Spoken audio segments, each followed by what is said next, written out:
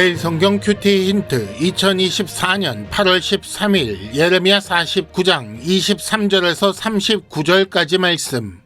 큐티 힌트는 성도 여러분의 큐티를 돕기 위한 것입니다. 성경 본문을 혼자 읽고 이해하며 묵상하고 적용할 수 있도록 배경과 내용을 설명하고 묵상과 적용을 위한 힌트를 제공합니다. 하지만 저의 묵상 내용을 나누거나 설교하려는 것은 아닙니다. 큐티는 이 영상을 보신 후에 시작하는 지극히 개인적인 시간입니다. 이제 오늘 말씀을 함께 읽겠습니다. 다메섹에 대한 말씀이라. 하맛과 아르밧이 수치를 당하리니 이는 흉한 소문을 듣고 낙담함이니라. 바닷가에서 비틀거리며 평안이 없도다. 다메섹이 피곤하여 몸을 돌이켜 달아나려 하니 떨림이 그를 움켜잡고 해산하는 여인같이 고통과 슬픔이 그를 사로잡았도다. 어찌하여 찬송의 성읍, 나의 즐거운 성읍이 버린 것이 되었느냐. 이는 만군의 여호와의 말씀이니라. 그런즉 그날에 그의 장정들은 그 거리에 엎드러지겠고 모든 군사는 멸절될 것이며 내가 다메섹의 성벽에 불을 지르리니 벤하닷의 궁전이 불타리라. 바벨론의 느부갓네살 왕에게 공격을 받은 게달과 핫솔 나라들에 대한 말씀이라. 여호와께서 이와 같이 말씀하시되 너희는 일어나 게달로 올라가서 동방 자손들을 황폐하게 하라. 너희는 그들의 장막과 양떼를 빼앗으며 휘장과 모든 기구와 낙타를 빼앗아다가 소유로 삼고 그들을 향하여 외치기를 두려움이 사방에 있다 할지니라. 여호와의 말씀이니라. 하솔 주민아 도망하라. 멀리 가서 깊은 곳에 살라. 이는 바벨론의 느부갓네살 왕이 너를 칠 모략과 너를 칠 계책을 세웠음이라. 여호와의 말씀이니라. 너는 일어나 고요하고도 평안히 사는 백성 곧 성문이나 문빗장이 없이 홀로 사는 국민을 치라. 그들의 낙타들은 노략물이 되겠고 그들의 많은 가축은 탈취를 당할 것이라. 내가 그 살적을 깎는 자들을 사면에 흩고 그 재난을 여러 곳에서 오게 하리라. 여호와의 말씀이니라. 하솔은 큰 뱀의 거처가 되어 영원히 황폐하리니 거기 사는 사람이나 그 가운데에 머물러 사는 사람이 아무도 없게 되리라 하시니라.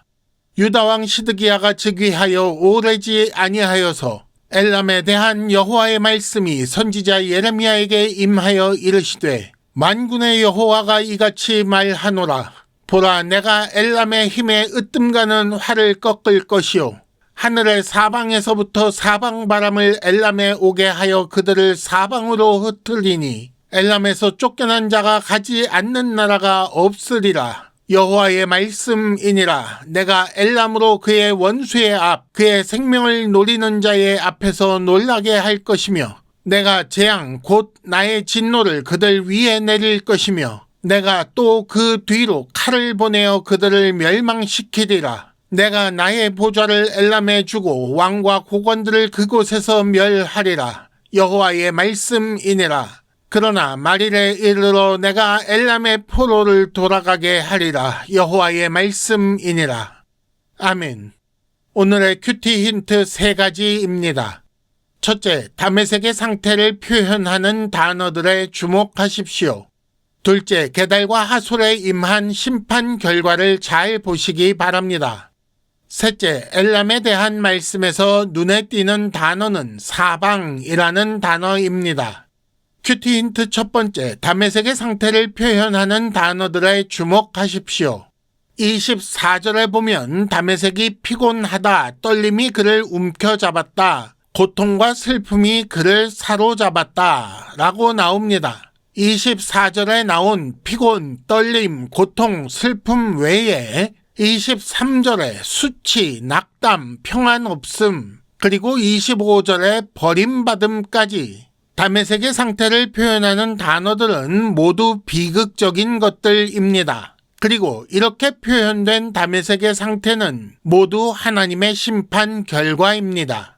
하나님의 심판에 대해 막연한 두려움 정도로 생각하는 사람도 있습니다. 하지만 성경을 잘 보면 하나님의 심판이 매우 구체적으로 표현되고 있습니다. 다메섹의 상태를 표현한 단어들을 보십시오. 그렇지 않은 단어가 있습니까?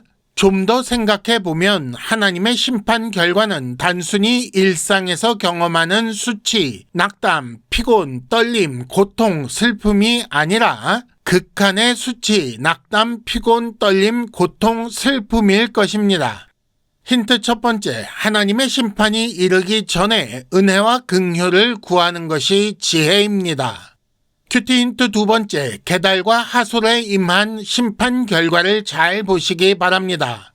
33절에 보면 하솔은 큰 뱀의 거처가 되어 영원히 황폐할 것이다. 거기 사는 사람이 아무도 없게 될 것이다 라고 말씀하십니다. 28절에 나온 것처럼 여호와께서 황폐하게 하라 라고 명령하시자 바벨론 느부갓네살 왕이 공격하고 그 결과 황폐하여진다는 것입니다. 게달과 핫솔에 대한 말씀이 28절부터 33절까지인데 그 말씀 처음과 끝에 황폐라는 단어가 나오는 것을 보아야 합니다. 게달, 핫솔 나라들, 동방 자손 이렇게 표현된 사람들은 아라비아 사막에 살던 베두인 족속이고 장막, 양떼, 휘장, 낙타 이런 것은 그 베두인 족속에게는 삶에 있어서 필요한 모든 것을 의미합니다. 그들은 사막에 살고 있었기 때문에 성문도 없고 문빗장도 없이 고요하게 조용하게 사람이 많이 북적거리지 않게 그렇게 사는 국민입니다.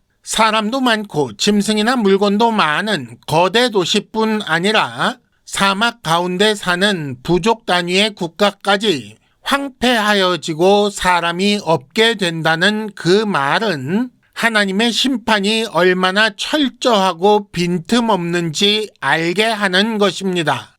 힌트 두 번째, 영원히 황폐하게 된 폐허만 남게 하는 하나님의 심판을 생각해 보십시오. 큐티 힌트 세 번째, 엘람에 대한 말씀에서 눈에 띄는 단어는 사방이라는 단어입니다. 36절에 그 단어가 3번이나 나오는데 하늘의 사방에서부터 사방바람을 엘람에 오게 하여 그들을 사방으로 흩어버리겠다라고 하십니다. 예를 들어서 46장 20절에 이집트를 공격하는 것은 북으로부터 오는 쇠파리 때입니다. 또 47장 2절에서 블레셋을 공격하는 것은 북쪽에서 일어난 물이라고 나오지요. 그러니 북쪽 외에 나머지 세 방향으로 도망칠 생각도 할 수 있었을 것입니다. 그런데 이렇게 시작한 심판 선언이 이제 엘람에 와서는 사방으로 변한 것입니다. 하늘 사방에서 사방 바람이 불고 엘람은 그 바람에 날려서 흩어진다는 것입니다. 사방에서 바람이 부니 흩어지는 것도 사방으로 흩어져서 가지 않는 나라가 없다고 하셨습니다. 사방으로부터 몰려오는 이 재난은 그러므로 예측할 수도 없고 맞설 수도 없고 피할 수도 없습니다.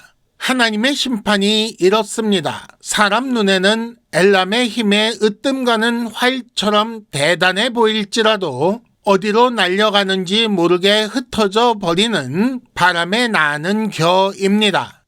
힌트 세 번째, 지금 바라보는 것이 혹시 바람에 날려 흩어지게 될 것 아닙니까? 이상으로 2024년 8월 13일 매일 성경 큐티 힌트를 마칩니다. 여러분 큐티를 통해 은혜 많이 받으시기를 바랍니다.